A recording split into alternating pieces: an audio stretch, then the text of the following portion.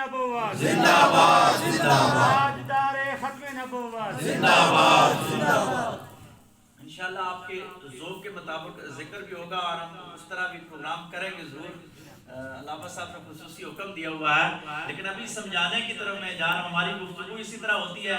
امید ہے کہ آپ کے ذہنوں میں اتر رہی ہوگی اور اس کو قبول کیجئے گا. میں روایتی انداز کے ساتھ اس طرح اگر کروں تو پسینہ نکال کے وہ بھی خطاب کر سکتے ہیں، لیکن یہ اس طرح کا خطاب جو ہوتا ہے وہ اثر زیادہ کرتا ہے. ہمارے صوفیاء فرماتے ہیں کہ نرم دم اگر آپ گفتگو کریں گے تو اثر زیادہ رکھتی ہے.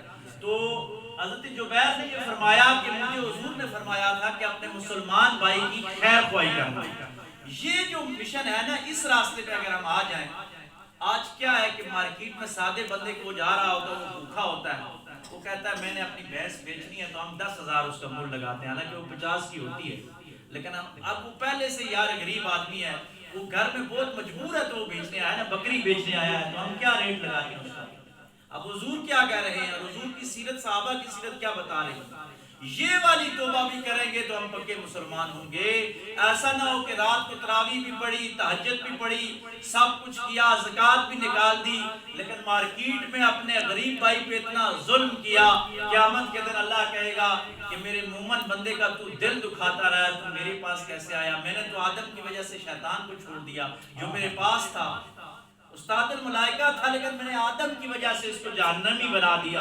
اور تو تسبیحہ تو بڑی پھیرتا تھا، بڑی عبادت کرتا تھا، لیکن میرے مزدور کے ساتھ تو زیادتی کرتا تھا، اس کی اجرت پہلے دن نہیں دیا کرتا تھا.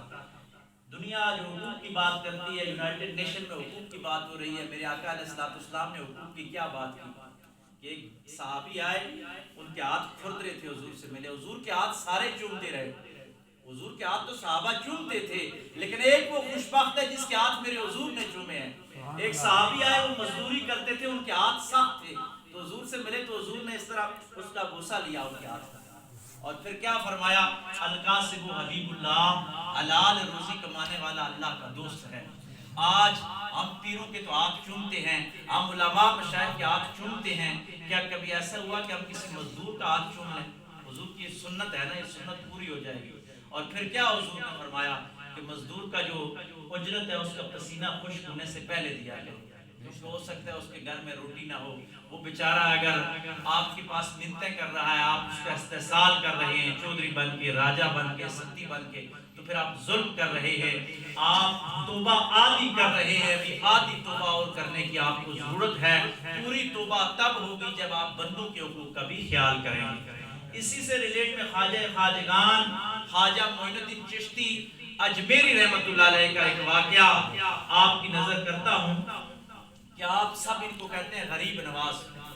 خواجہ غریب نواز رحمت اللہ علیہ ہندوستان کے بہت بڑے بزرگ گزرے، اور آقا علیہ السلام کی بارگاہ سے ان کو نائب رسول کا رتبہ ملا ہے کہ یہ ہندوستان میں آقا علیہ السلام کے نائب ہیں. ان کے مرشد نے ایک دن کان میں بات کہی بلا کے کہ معین الدین، اللہ تبارک و تعالیٰ نے مکاشفات کے ذریعے مجھے بتایا ہے کہ آج صبح کی نماز جو میرے پیچھے پڑھے گا وہ جنتی ہو جائے گا. آج صبح کی نماز جو میرے پیچھے پڑھے گا وہ جنتی ہو جائے گا. لیکن یہ راز ہے، جو یہ راز فشا کرے گا، جو یہ بات دوسروں تک پہنچائے گا وہ جہنمی ہو جائے گا. یہ بات کہہ دی. خود حضرت حجرہ خاص میں چلے کہ اب معین الدین چشتی باہر نکلے. چاہیے تو یہ تھا نا، کہا یہ تھا کہ جو یہ راز کھولے گا وہ دوزخی ہو جائے گا، اور جو میرے پیچھے نماز پڑھے گا وہ جنتی ہو جائے گا. خواجہ معین الدین چشتی ایک ایک گھر میں جا کے لوگوں کی منت کر رہے ہیں کہ لوگوں یار ساری زندگی نہیں پڑھی، آج کی نماز پڑھ لو، آج جو بھی نماز پڑھے گا میرے خواجہ عثمان ہارونی کے پیچھے وہ جنتی ہو جائے گا. یار پڑھ لو، بشارت آ گئی ہے. بڑے لالچ دے کے لوگوں کو مسجد لا رہے ہیں. صبح جب ہوئی، خواجہ صاحب مسجد میں آئے تو دیکھتے ہیں کہ پوری مسجد کھچا کھچ بڑی بھری ہوئی ہے، جس میں ایک صف ہوتی تھی. فرمایا یہ راز تو میں نے معین الدین کو دیا تھا، یہ کس نے کھولا ہے؟ معین الدین کو بلا کے کہا کہ معین الدین، میں نے تو کہا تھا کہ جو میرے پیچھے نماز پڑھے گا وہ جنتی ہو جائے گا، لیکن یہ جو راز کھول دے گا وہ جہنمی ہو جائے گا. تو نے یہ کیا کیا ہے؟ فرمایا اگر حضور علیہ السلام کی اتنی امت جنت میں چلی جائے، بدلے میں اگر